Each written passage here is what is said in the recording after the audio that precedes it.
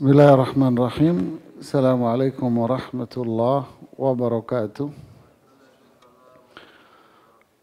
Alhamdulillah. Alhamdulillahilladzi bini'matihi tatimmu salihat. Wassalatu wassalamu ala rasulillah wa ala alihi wa sahbihi wa ba'd. Siang hari ini kita akan mengkaji dan merenungi kandungan makna dari surat yang mulia, firman Allah pada surat Al-Humazah. Surat ini terdiri dari 9 ayat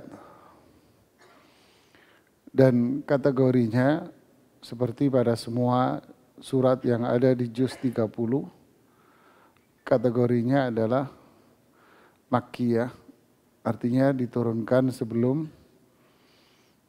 hijrahnya Rasulullah SAW ke Madinah. Dan semua surat yang turun sebelum hijrah, itu tema bahasannya mesti tentang masalah keimanan. Membangun sebuah pribadi muslim yang kuat, tangguh, dan membangun pribadi muslim yang mulia di hadapan semua orang. Termasuk diantaranya surat ini, Al-Humazah, berisi tentang seperti apakah sosok pribadi seorang muslim yang beriman kepada Allah, beriman kepada Rasulullah SAW, beriman kepada kitab sucinya, hari akhir. Seperti apa pribadi mereka ketika mereka bersosialisasi, bergaul di tengah masyarakat.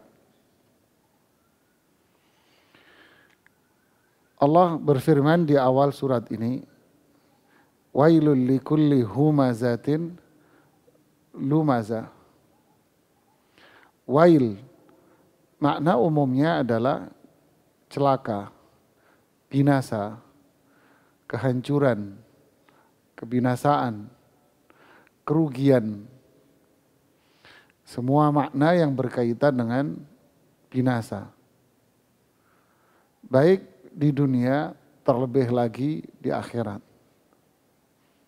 Berarti kalau di dunia, hidupnya penuh dengan kerugian, penderitaan. Sedangkan di akhirat, tentu maknanya adalah azab di neraka. Makanya orang awam kita suka bilang apa? Neraka, well gitu. Ini makna umum. Ada makna khusus dari wail ini disebutkan oleh sebagian para sahabat seperti Ibnu Abbas radhiyallahu anhu mengatakan bahwa wail ini adalah sumur yang ada di bawah neraka jahanam. Di mana isi dari sumur ini adalah nanah penghuni neraka. Nas'alullah al-afwa wal-afiyah. Semoga Allah memaafkan kesalahan kita dan memberikan keselamatan buat kita dunia dan akhirat. Jadi kata wail ini kata yang sangat tajam dan bermakna ancaman yang berat. Wailun likulli, setiap siapapun orangnya yang memiliki sifat ini. Sifat apa itu? Humaza dan lumaza. Kedua sifat ini sebetulnya kembali kepada satu sifat. Yaitu apa? Ghibah. Tahu ghibah, Pak?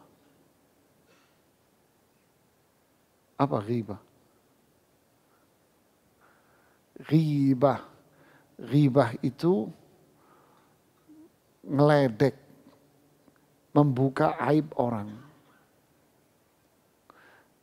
Membuka aib orang lain yang mengarah kepada unsur ngeledek, mencelah. Itu makna ghibah. Rasulullah SAW mengatakan kepada para sahabat, atadruna mal ghibah. Tahukah kalian apa itu ghibah? Para sahabat menjawab, Allahu wa rasuluhu a'lam. Allah dan Rasulnya yang lebih tahu. Lantas beliau mengatakan ghibah itu adalah dzikruka akhaka bima yakrah. Anda menceritakan sesuatu tentang saudara Anda atas hal-hal yang buruk pada dirinya. Itu ghibah. Termasuk di dalamnya merendahkan, istihza.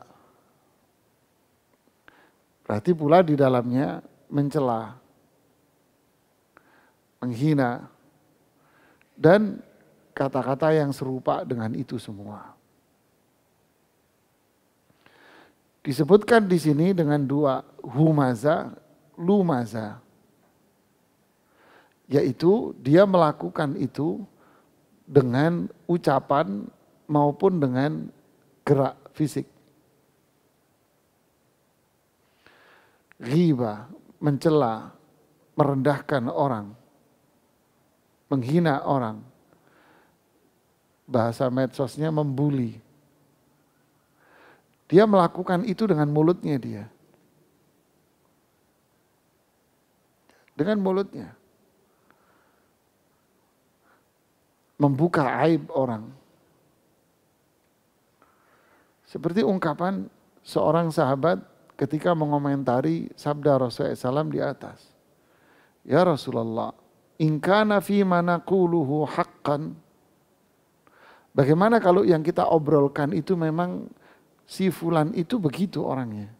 Jelek memang jelek dia. Rasulullah SAW menjawab, in kana fi ma taquluhu haqqan faqad ightabta. Kalau yang kalian omongin itu memang benar, bahwa dia ini orangnya jelek semua sudah, maka kamu telah berbuat ghibah. Wa in kana duna dzalik, kalau dia enggak seperti itu, faqad bahatta. Kamu telah membuat kebohongan. Jadi kanan kiri salah kamu. Ini fulan memang jelek. Ini fulan memang buruk orangnya. Ini orang gak baik memang. Lalu kita buka. Kita ungkap kejelekan dia di depan orang lain. Kita mencela dia, membuli dia, merendahkan dia dengan mulut kita.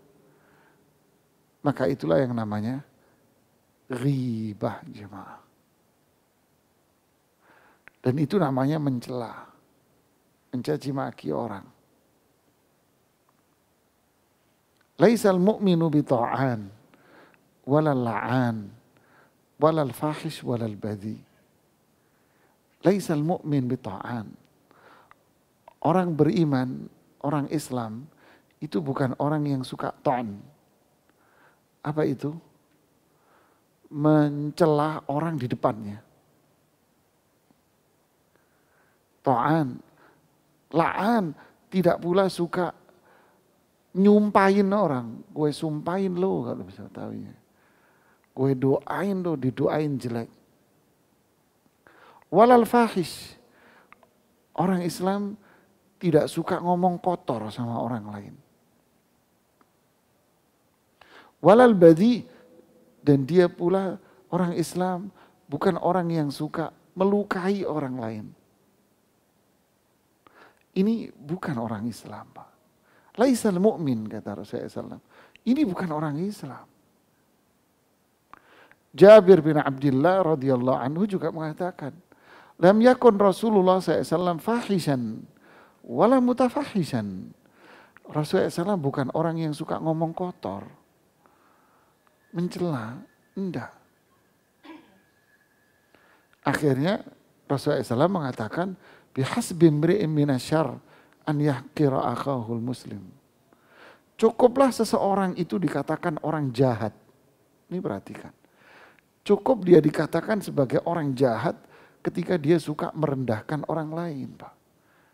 Sudah, ini orang gak benar, sudah orang jahat. Justru yang jelek itu dia, bukan orang yang dia buka aibnya itu. Makanya ini semua diancam dengan ancaman sangat berat jamaah. Wail. Imam Ibnu Qayyim rahimahullah mengomentari ayat ini. Beliau bilang apa? Sifat ini menggambarkan bahwa si pelaku, yaitu orang yang mencela, mencaci, merendahkan orang ini, adalah orang yang memiliki sifat sombong. Anda tahu sifat sombong? Sifat sombong adalah dosa pertama yang dilakukan oleh makhluk, yaitu iblis. Dahulu iblis itu tinggal di surga. Berapa lama? Hanya Allah yang tahu. Bisa ribuan tahun dia tinggal di surga itu. Sejak surga diciptakan. Tapi gara-gara dosa satu ini, sombong, akhirnya apa yang terjadi? Adam dibully sama dia. Direndahin sama dia. Ngapain gue sujud sama Adam? Sombong, gak taat. Dua, ngerendahin orang. Adam itu orangnya begini dan begini. Dia kan diciptain dari tanah. Gue diciptain dari api. Dia ngerasa sombong, Pak. Sombong dia. Akhirnya ngerendahkan orang, tidak mau menerima nasihat, perintah. Nah, inilah orang sombong. Hammaz, lamaz. Pelakunya namanya Hammaz. Orang yang suka merendahkan orang lain. Allah berfirman di surat Ma'arij. Wala tuti' kulla hammazin. Masya'in. Binamim. Anda jangan suka dengerin orang-orang yang punya watak seperti ini. Dia akan pergi kemana-mana. Akan mencari korban-korban baru. Masya'. Dia akan kemana-mana. Dia akan berselancar di media sosial. Untuk mencari kesalahan orang. Kalau sudah ketemu, dia akan menjadi wartawan yang gak lulus jadi wartawan dia. Dia akan buka aibnya orang. Diungkap dengan mulutnya dia. Inilah manusia yang diancam dengan wail. Dan dia melakukan pula dengan perbuatan, sikap. Seperti contoh, karena kecemburuan yang membabi buta, yang berlebih. Pada diri ibunda Aisyah radhiyallahu ta'ala anha. Saat itu Rasulullah SAW menikah dengan Sofia bintu Huyai. Seorang wanita Yahudi masuk Islam karena daerah wilayahnya dia sudah ditaklukkan oleh Islam dan dia masuk Islam. Setelah dia masuk Islam, Rasulullah SAW nikahi Sofia. Dengan tujuan apa? Dakwah agar kaum Yahudinya masuk Islam. Kok bisa? Karena dia putrinya, anak dari kepala suku. Dan terwujud Rasulullah SAW menikahi Sofia, akhirnya satu suku segelondong itu masuk Islam semua. Itu tujuan Rasulullah SAW. Sofia dikenal dengan wanita yang sangat cantik sekali. Ketika menikah, muncul kecemburuan pada diri ibunda Aisyah radhiyallahu ta'ala anha. Aisyah mengatakan dengan gaya tangan, hasbuka min Sofia fa innaha kada. Tangannya gini, hasbuka min Sofia fa innaha kada. Ngapain kamu sama Sofia kalau bahasa kita? Sofia itu gini. Apa maksudnya gini? Pendek. Orangnya pendek. Aisyah kan tinggi. Radhiyallahu ta'ala anha. Aisyah itu tinggi. Tinggi badannya. Kayak ayahnya. Abu Bakar Siddiq radhiyallahu anha. Sofia begini. Pendek. Apa komentar Rasulullah SAW? Laqad qulti bi kalimatin lau muzijat bima'il bahri lamazajathu. Wahai Aisyah, kamu telah mengucapkan kata-kata. Aisyah nggak ngomong, pakai gerak tangan.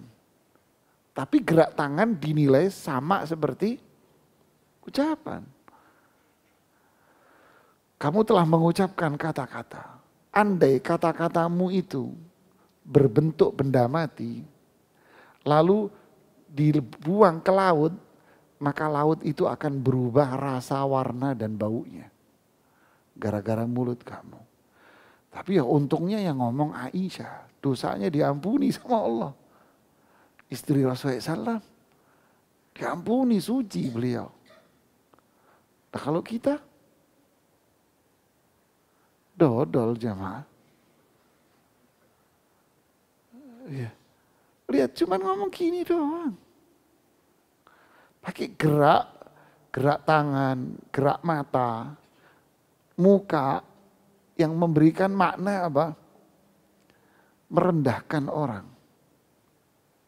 Ini semua masuk dalam kategori humaza, lumaza. Jadi jamaah, akhi fillah, ukhti fillah, saudaraku sekalian. Hari ini, bulan-bulan ini adalah bulan sales humaza, lumaza. Cukup banyak salesnya di media sosial. Sangat banyak sales. PT Ghibah Nasional. Dan cukup marak sekali. Yang ini grup PT didirikan oleh A, ini B, ini C. Cuma 3 kelompok. Yang B, yang A akan menyebar salesnya, timnya untuk menyerang B dan C. Begitu seterusnya. Apakah Anda ikut terlibat, kita terlibat dalam jaringan sales marketing mereka? Anda yang menikmati dosanya. Pasti akan saling menjelek-menjelekkan. Ya kan? Menjelekkan, merendahkan, menghina. Terus apa lagi? Membuka aibnya.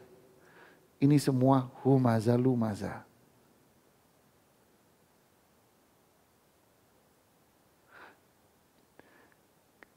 Islam menilai ini semua adalah dosa besar. Bukan dosa kecil. Artinya tidak akan gugur, hilang dengan kita banyak wudhu. Tidak akan hilang dengan sholat 5 waktu. Tidak akan hilang dengan sholat sunnah. Dengan sedekah, dengan puasa. Tidak akan hilang. Innal hasanati yudhibna sayyiat. Loh katanya kebaikan menghapus dosa kecil Ustadz di ayat ini. Iya, itu dosa kecil. Iya, saya bilang dosa kecil yang dihapus pas. Sholat, wudhu, zakat, puasa, dosa kecil semua mas yang dihapus. Dosa gede ada 2. Dosa gede kita sama Allah, sedeng, teler, sampai gendeng sekalian. Kalau dia tobat sama Allah, dihapus Pak sama Allah dengan mudah. Zina, kalau dia tobat, dihapus sama Allah langsung Pak. Syirik sekalipun, kalau dia tobat, Allah hapus Pak. Tapi kalau dosa besar sama manusia, Anda nungging, Anda haji setiap tahun pun nggak bakal diampuni Pak. Dosa sama manusia. Kok bisa? Samperin itu fulan, minta maaf sama dia. Pak, saya pernah jelek-jelekin Bapak di media sosial Pak. Maafin saya Pak. Nah itu baru diampuni Pak. Ayo, samperin Pak Jokowi, samperin Pak Prabowo, samperin Pak Anies, samperin ini Ganjar yang ada jelek-jelekin kemarin, samperin Bu Mega, minta maaf sama dia. Kalau Anda nggak minta maaf, dosamu nggak diampuni mas. Jangan main-main Pak. Semakin besar posisi seseorang di masyarakat dan semakin besar pengaruh dia di masyarakat, semakin gede dosa ghibahnya. Kenapa? Coba bayangin. Bagaimana yang terjadi tatanan masyarakat kalau masyarakatnya seperti ini? Tentram, damai, sejahtera, adem, ayem, loh jinawi begitu? Hah? Kacau Pak. Coba aja hari Minggu bulan-bulan ini lihat. Ekonomi Anda yang paham, ekonomi turun Pak. Begini Pak. Orang dagang paham Pak. Saya yang jualan buku, penerbit bertahun-tahun, kalau sudah musim kampanye Pak, pasang jantung double Pak. Anjlok begini Pak, penjualan Pak. Jualan travel umroh, haji, begini Pak. Turun semua Pak. Kenapa? Orang sibuk di sini. Lalu orang disibuk di sini dengan apa? Mencaci, mencela, merendahkan, buka aib orang. Kesibukan media sosial. Anda yang ahli IT, coba analisa. Konsumsi terbesar masyarakat apa sekarang di media sosial? Rating tertinggi. Kita ikut-ikutan. Hati-hati Pak, dosanya nggak main-main loh ini Pak. Makanya ini yang disebut oleh Rasulullah SAW dengan mengatakan, atadruna manil muflis. Kalian tahu orang yang pailit, bangkrut itu siapa? Man ya'ti yaumal qiyamah bi hasanat. Hari kiamat dia bawa pahala luar biasa banyaknya.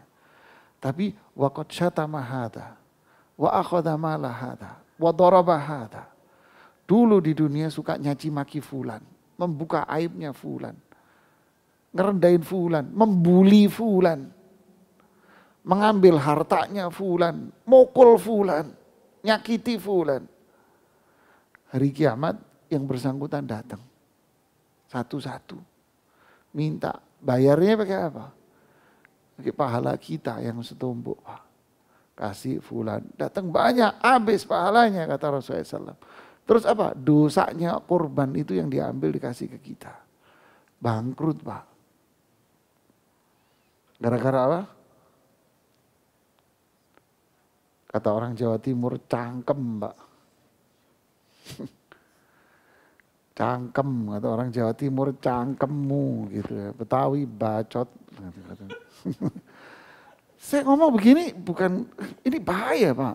Rasulullah SAW bilang apa? Innal abda la yatakallamu bi kalimatin min sakhatillah ma yutabayyanu biha yahwi biha finnari ab'ad ma bainal masyriq wal maghrib.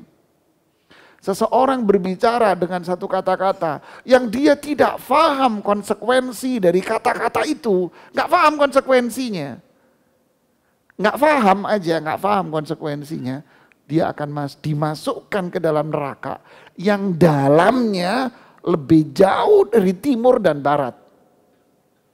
Gara-gara apa? Ini mulut Anda. Jadi mending kalau Betawi pakai ngomong bahasa begitu tadi. Mending Pak. Nah ini dicemplungin neraka. Dalamnya baru kenanya sejauh timur dan barat. Lebih jauh. Di hadits yang lain. Innal abda la yatakallamu bi kalimatin min sakhatillah. La yulqi laha bala. Yahwi biha finnar. Dia berbicara dengan satu kata-kata yang membuat Allah marah sama dia. La yulqi laha bala. Bisa jadi dia nggak sadar dengan kata-kata itu, tapi Allah marah. Allah masukkan dia ke dalam neraka jahanam. Allah tidak berbicara di sini tentang si fulan rajin sholat, puasa, zakat, haji, enggak. Mulutmu seperti ini enggak bubar. Sahabat datang, ya Rasulullah, innali jara. Wahai Rasulullah SAW, saya punya tetangga. Rajin taqumul lail tasumun nahar. Sholat tahajudnya, jempol 2. Puasa sunnahnya, jempol 2. Tu'dhi jaraha bilisannya. Cangkeme Pak. Goda ini tetangga. Apa kata Rasulullah SAW? La khaira fi. Perempuan itu enggak ada baiknya. Dia mati, masuk neraka dia. Mana tahajudnya? Mana puasanya? Wailun likulli humazatin. Ini orang sombong Pak. Terkumpul pada dirinya semua kejahatan. Kalau sudah ada sombong, maka ini adalah akar, sumur dari semua kejahatan.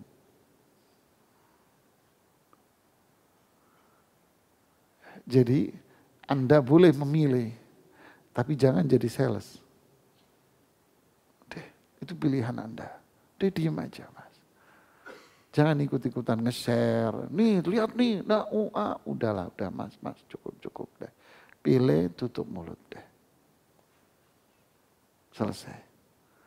Dan Allah sebutkan kelanjutannya di ayat ini, ayat yang kedua. Alladzi jama'a malan. Jadi tipe manusia yang sombong, ngerendahin orang, mencaci orang, membuka aib orang, nganggap dia yang the best. Siapa dia? Alladzi jama'a malan wa addada.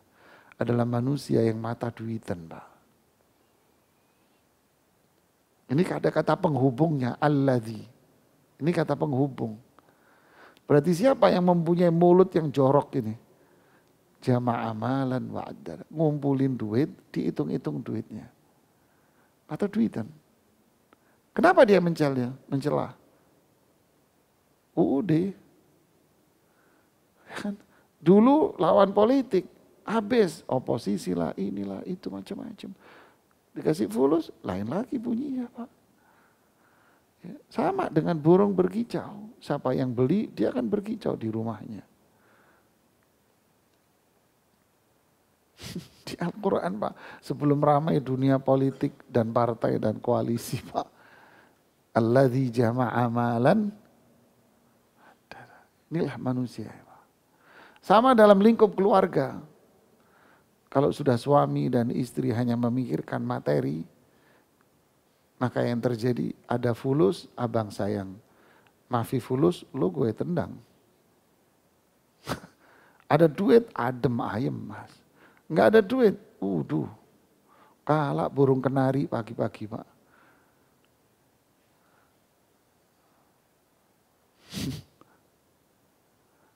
Subhanallah, indahnya Al-Quran.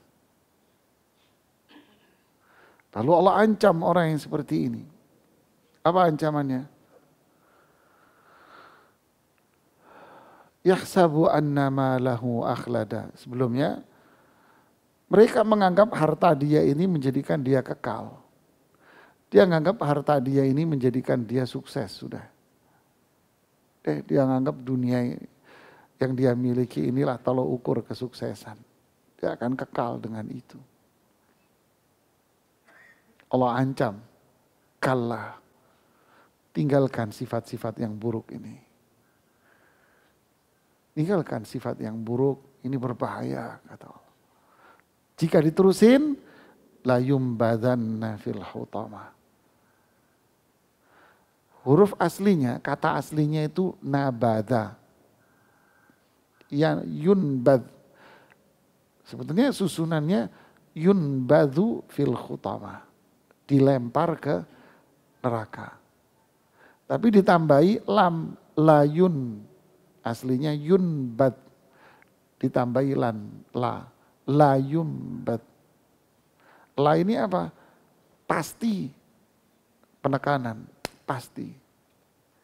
Di akhirnya ditambahi nun, bertasdid. La yumbadanna. Nun bertasdid ini memberikan makna pasti. Berarti ada berapa penekanan? 2 Pak.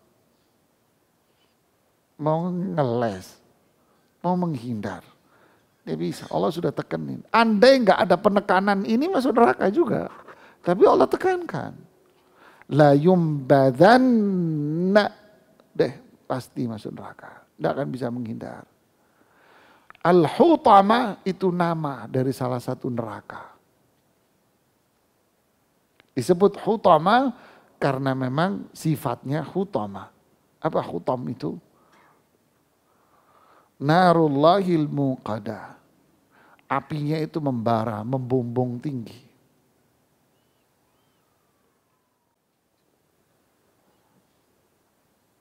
Muqadah, membara tinggi. Buat siapa? Orang yang punya sifat ini Pak. Mulutnya nggak bisa dijaga. Yang kedua apa? mata duitan Pak. Ada duit, ada harta, dia akan sayangi dia. Nggak ada duit, nggak ada harta, nggak ada jabatan, dimusuhi. Dicela, dimaki-maki, dibuka aibnya.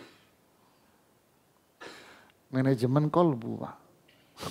Hatinya cocok dipuji, hatinya nggak cocok dicela.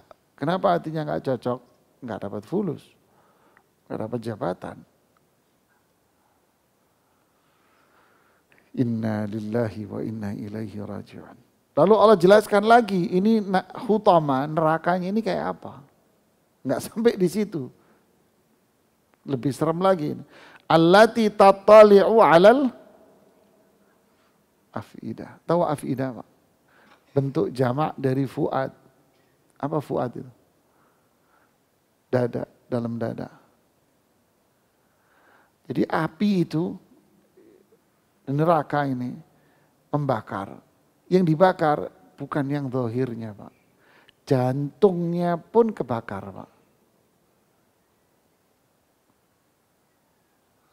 Tattali'u 'alal afidah. Bukan mati loh orangnya, ini enggak cerita orang mati. Ini cerita orangnya hidup. Orangnya hidup tapi jantungnya kebakar. Memang enggak masuk di akal Anda karena memang enggak ada di dunia. Ini api di neraka. Tattali'u 'alal afidah, masuk ke jantungnya dan jantungnya kebakar. Menunjukkan apa? Daya bakarnya luar biasa Pak.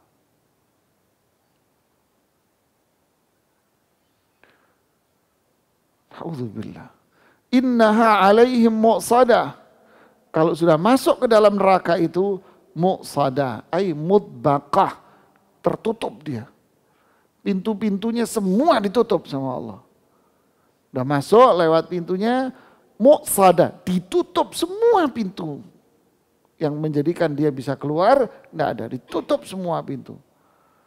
Berarti dia berada di situ. Fi amadim mumaddada, dan dia dikelilingi oleh tiang-tiang yang sangat tinggi sekali. Pintu-pintu yang sangat tinggi sekali dan semua itu tertutup. Kullama aradu an yakhruju minha u'idu fiha. Setiap kali mereka ingin keluar, dicemplungin lagi Pak. Mau keluar, dicemplungin lagi. Sampai kapan? Sampai waktu yang hanya Allah yang saja yang tahu. Memang ini dosa besar.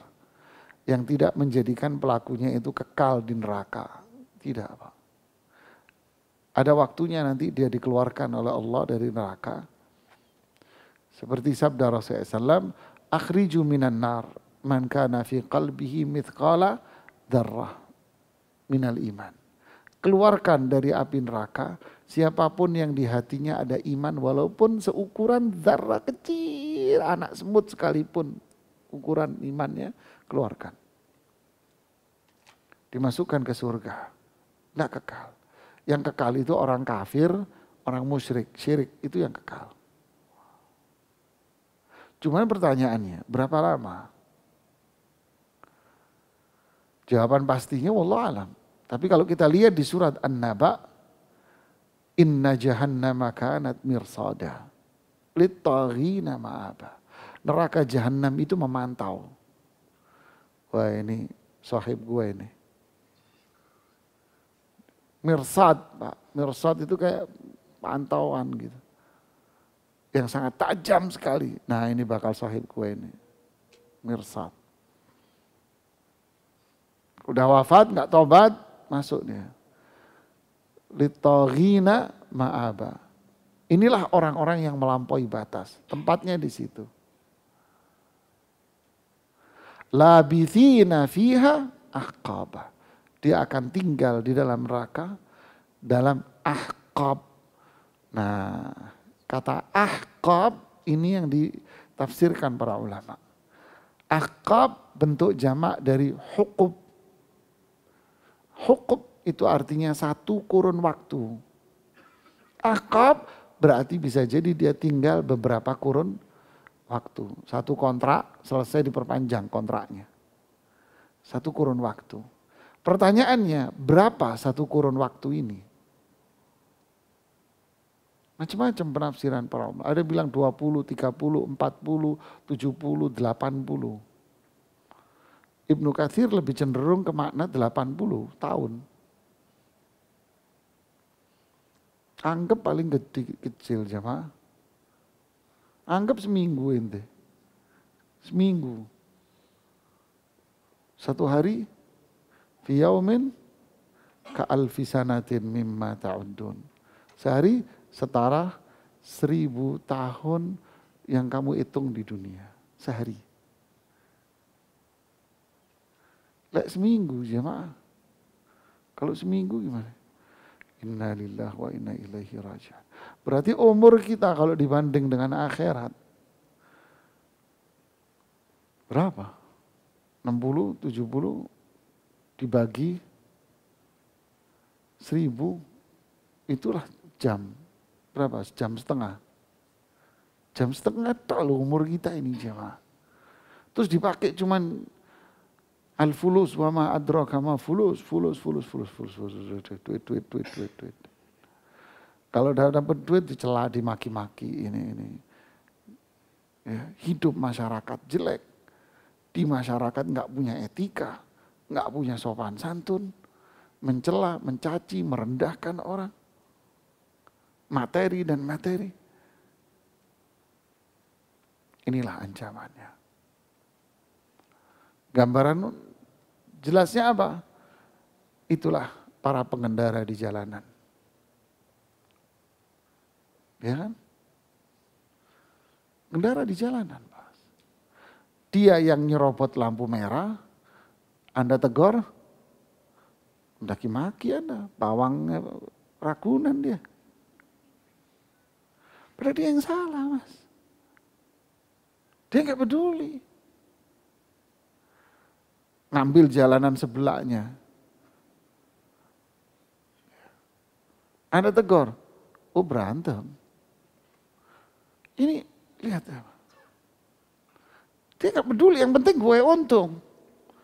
Ngambil jalanan orang kan untung dia. Nyerobot kan dia untung, cepet. Bagi dia cepet. Untung, yang penting gue untung. Nah itulah filosofinya gambaran kehidupan masyarakat. Yang penting saya untung. Saya salah, saya ini nggak mau tahu. Anda tegur, ngamuk. Inilah gambaran manusia, hammas, lambas. Lalu apa kesimpulannya jamaah? Kesimpulannya adalah amsik alaika lisanak, kata Rasulullah SAW. Jaga mulut kita. Lisan, Rasulullah bilang ini nih, jaga mulutmu ya. Jaga mulut kamu. Jaga mulut kamu. Ini. Sederhana. Kufa anka lisanak. Ketika Rasulullah SAW cerita dengan Mu'adz bin Jabal tentang kunci-kunci kebaikan, iman kepada Allah, poin-poin keimanan, amal soleh, sholat, zakat, macam-macam. Endingnya Rasulullah bilang apa? Mau nggak Mu'adz saya kasih tahu?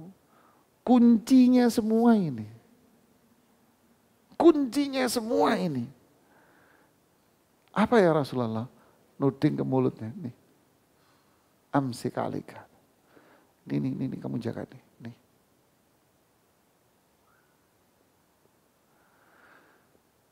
Nah inilah jemaah.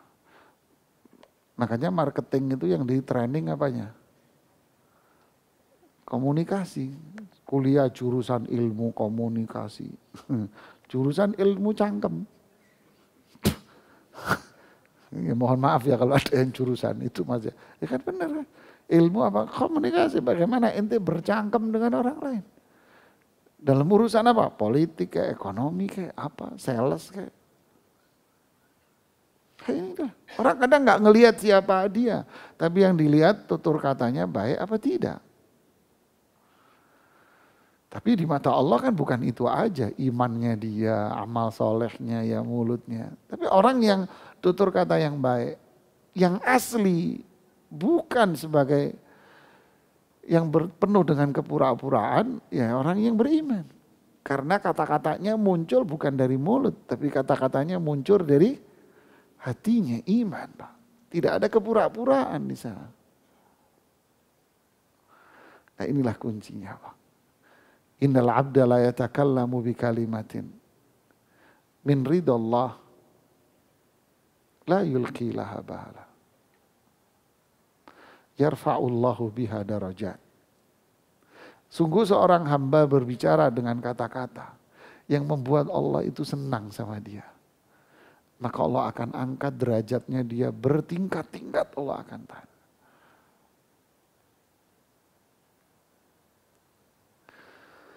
Jadi inilah indahnya Islam. Berarti Islam ini bukan hanya sekedar baik dengan Allah, tapi kita pun dituntut juga baik dengan manusia. Gimana caranya? Tutur kata. Ya. Ini kunci yang pertama. Yang kedua, kalau kita tidak mau dimaki-maki orang, maka rumusnya apa? Jangan maki-maki orang.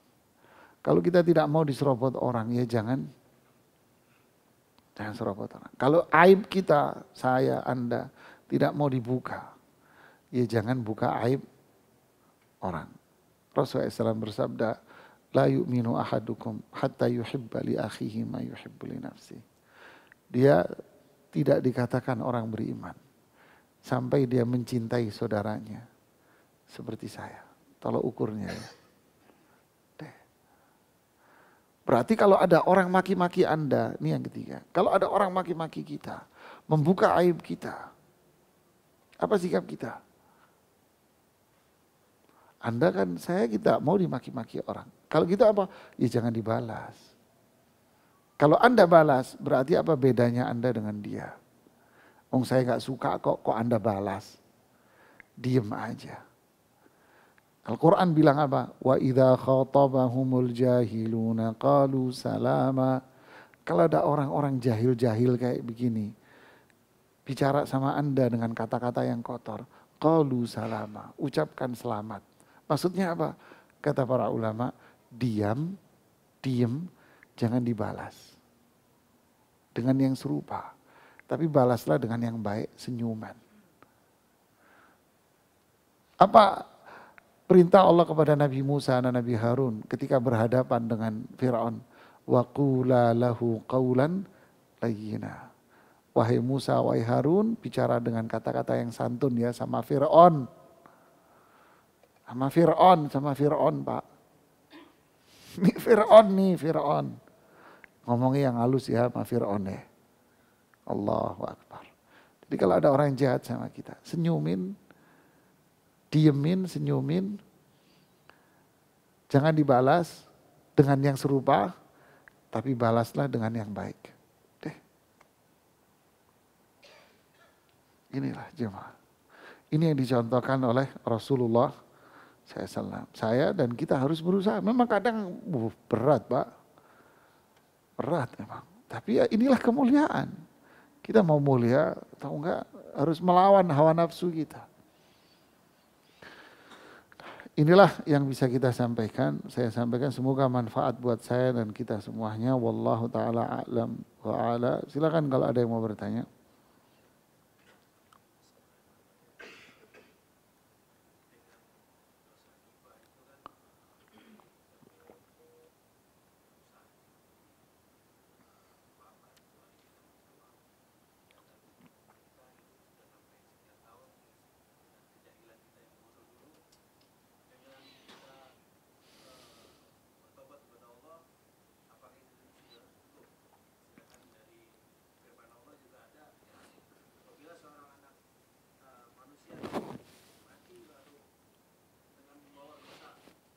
Iya. Aku ampuni semuanya. Ya, itu dosa dengan sesama manusia, dosa dengan Allah. Ya ibna Adam, law ataitani bi qurabil ardi min khataya, thumma laqitani la tusyrik bi syai'an, la ataituka bi qurabiha maghfirah. Wahai anak Adam, andai nanti di akhirat kamu menemui saya dengan dosa kamu seisi bumi, Tapi kamu tidak pernah berbuat syirik. Saya akan ampuni semuanya, saya nggak peduli. Selama kamu nggak syirik. Ini menunjukkan apa? Hadis riwayat Imam Tirmidzi ini. Menunjukkan luasnya ampunan Allah. Dua, menunjukkan besarnya kasih sayang Allah. Tiga, menunjukkan bahwa semua dosa selain syirik itu bisa diampuni oleh Allah. Empat, menunjukkan bahwa syirik itu dosa yang gak akan diampuni sama Allah. Cuman pertanyaan bagaimana Allah mengampuninya? Ada yang bisa jadi dia memiliki kebaikan-kebaikan yang bisa menjadikan dosanya dia itu lebih kalah dengan kebaikan. Fa'amma man thaqulat, ketaatannya lebih banyak. Ini ya menang dia. Bisa jadi dia harus diazab dulu sesuai dengan ancamannya. Dalam kurun waktu tertentu nanti Allah lepaskan lagi, Allah masukkan. Sampai ada cerita hadis sahih riwayat Muslim, laki-laki terakhir keluar dari neraka. Ada panjang hadisnya. Dia terakhir tuh dikeluarin sama Allah. Jadi dosa apa ini? Secara umum lah. Tapi secara detailnya ya ini dosa kita dengan Allah. Mudah. Tapi kalau dengan manusia harus minta maaf. Loh kalau dulu gimana, saya sudah nggak tahu orangnya. Orangnya sudah nggak tahu. Ya kita minta ampun lah sama Allah. Orangnya sudah nggak tahu Ustaz. Sama dulu kita ngambil duitnya orang, ngutang, kita mau bayar, orangnya tahu. Cuma di mana sekarang kita nggak tahu. Ditinggal di mana nggak tahu. Tentu antara harta dengan ini berbeda. Kalau ini kita sudah nggak tahu siapa aja dulu, ya minta ampun sama Allah. Kalau harta sedekahin dan niatkan itu untuk si fulan yang Anda ambil hartanya. Dulu ngutang zaman kuliah dulu nggak bayar sama Bu Kantin. Ya kan? Terus sekarang Bu Kantin ini udah meninggal. Anaknya di mana nggak tahu. Terus gimana? Sedekahin. Senilai itu, senilai itu. Sedekahin. Dalam hati Anda niatkan sedekah untuk Bu Kantin. Yang mie rebusnya dulu nggak tak bayar. Niatin ya. Ngutang sama temen dulu kampus. Sekarang di mana kita nggak tahu. Ya sudah saya sedekahin, saya niatkan buat dia. Nah, itu kalau uang. Di kantor nerima komisi dari orang, sedangkan Anda digaji sama perusahaan, tapi masih menerima uang, uang jalan lah, uang inilah, uang ini dari si tenan atau dari mana lah yang berkaitan dengan perusahaan Anda. Anda terima uang itu, haram nih uang rupiah. Anda digaji oleh perusahaan, sudah digaji masih menerima dari yang lain. Haram Pak. Terus caranya gimana? Kembalikan uang itu. Sebelum jadi api. Berapa jumlahnya Ustaz sudah nggak tahu. Ya kira-kira aja sedekahin yang balikin ke perusahaan. Bukan disedekahin, bukan duit Anda. Balikin. Berat Pak urusan kehormatan sama harta ini. Ya repot. Kita harus jaga benar-benar. Makanya para ulama salaf bilang dosa sama Allah lebih ringan, lebih gampang daripada kita dosa sama manusia Pak. Angel Pak dosa sama manusia. Kenapa? Syaratnya nambah, harus minta maaf sih masalah. Ada suatu hari seseorang telepon ke nomor saya, Ustadz, saya ini maling. Waduh. Telepon ke saya Pak. Saya ini maling Ustadz. Kerja saya ini memang nyolong. Tapi kok tahu nomor saya juga bingung ya. Oh iya Mas, saya dari duduk santai jadi serius saya. Aduh, apa yang bisa saya bantu? Gini Ustadz, saya ini sadar belakangan Ustadz. Ternyata pekerjaan saya ini memang benar-benar ini. Allah bukain hatinya. Ya orang tahu semua kalau nyolong itu nggak benar, tapi kan hatinya ketutup. Tapi Allah bukain hatinya dia, Allah kasih hidayah, sadar dia dosa. Nangis dia, nangis, telepon saya nangis. Ustaz, apa harus saya lakukan? Saya takut Ustaz, berdosa di hadapan Allah. Saya bilang Anda tobat. Pertama tobat dari apa? Perbuatan mencurinya. Yang kedua, Anda balikin tuh barang. Aduh, balikin Ustaz. Iya tuh. Ustaz, kalau barangnya saya hancurkan aja gimana? Masih ada barangnya. Rata-rata sih ada Ustaz, masih saya simpan. Enggak bisa, itu barang bukan milik Anda kan? Iya, samperin rumahnya. Balikin Mas. Saya yakin orang yang datang sebagai orang yang baik pasti disambut dengan kebaikan. Kalau Anda datang sebagai pencuri, bonyok kamu Mas. Ketok pintunya, Anda siapa? Saya perlu sama Bapak. Oh silakan, ngomong baik-baik. Maaf Pak, saya dulu ini pencuri. Saya sadar Pak, saya dosa Pak. Saya minta maaf. Sebagai bentuk maaf saya, tolong maafin saya Pak. Ini barang Bapak saya kembalikan Pak. Kira-kira Anda langsung ditempeleng nggak sama orang? Ditempeleng? Tidak Pak. Kecuali itu orangnya yang bajingan juga kalau dia. Ya Anda ditempeleng sama-sama bajingan kok. Tapi kalau umumnya masyarakat, apalagi orang kita ya, orang Indonesia ketimuran ya.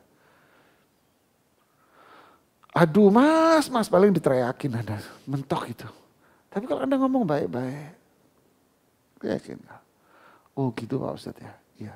Yaudah, saya akan balikin Pak. Makasih Pak Ustadz. Ini Pak, dosa sama orang berat. Kalau harta sih tinggal balikin Mas. Tapi kalau kehormatan, nyaci maki, merendahkan, menghina, aibnya dibuka. Aduh. Balikinnya apa yang dibalikin? Ya minta maaf. Ya ini yang bisa saya sampaikan, semoga bermanfaat buat saya dan kita semua. Oh silakan Pak. Silakan Pak.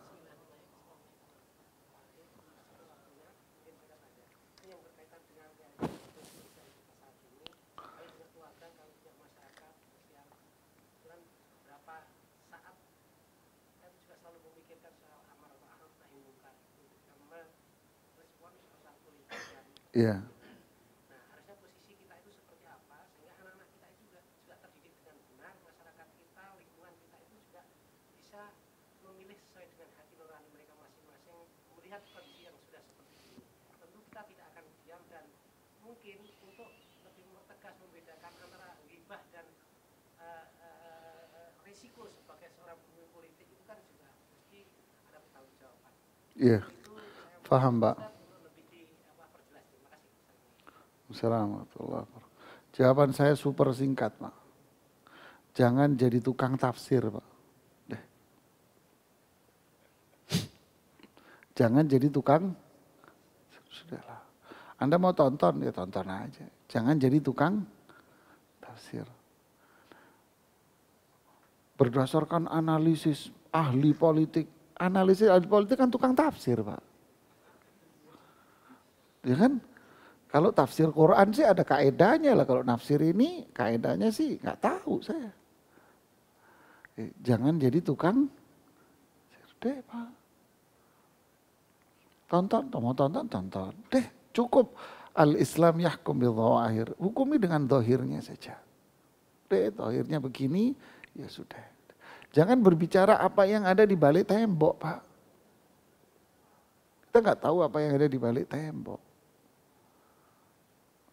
Anda cocok, silakan, nggak cocok, ya sudah. Ya kan? Kelar Pak, tentrem semuanya. Masalahnya ini kan muncul ahli tafsir yang di mana-mana. Semuanya pengamat bola Pak, itu stadion semuanya pengamat bola semua itu Pak. Padahal suruh nendang bola mencong-mencong Pak, bisa-bisa. Tapi pengamat semua itu. Main bola kakak pernah, paling futsal. Nonton badminton, punya badmintonnya kakak. Paling punya yang harga 10.000. Manusia. Ya, didik diri kita untuk fair lah. Nonton, udah cukup lah. Ya, ini yang bisa saya sampaikan, semoga manfaat. Subhanakallahumma bihamdik asyhadu an la ilaha illa anta astaghfiruka wa atubu ilaik. Assalamualaikum warahmatullahi wabarakatuh.